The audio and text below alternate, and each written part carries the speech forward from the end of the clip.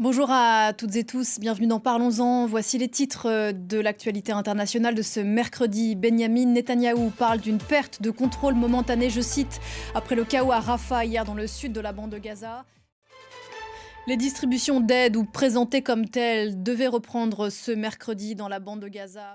Selon les ONG qui travaillent de longue date à Gaza, ces opérations dites humanitaires pourraient aussi avoir pour but le déplacement forcé des populations gazaouis dans une enclave sous blocus israélien depuis plus de 2 mois.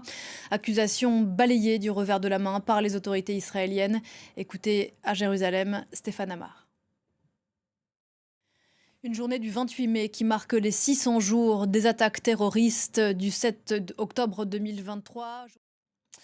L'actualité de ce mercredi en France, c'est un nom, celui de Joël Le Squarnec, 74 ans, un homme qui devrait probablement finir ses jours en prison. Les victimes, de leur côté, se sont senties invisibilisées au cours de ce procès. Écoutez depuis Vannes, notre envoyé spécial Marie Schuster. Aux États-Unis, Donald Trump poursuit son offensive contre l'université Harvard, l'une des plus prestigieuses du monde. Et puis toujours aux États-Unis, la journée d'hier a été compliquée pour Elon Musk. Le patron de SpaceX a d'abord perdu sa fusée, sa méga fusée même, Starship, haute comme un immeuble de 40 étages.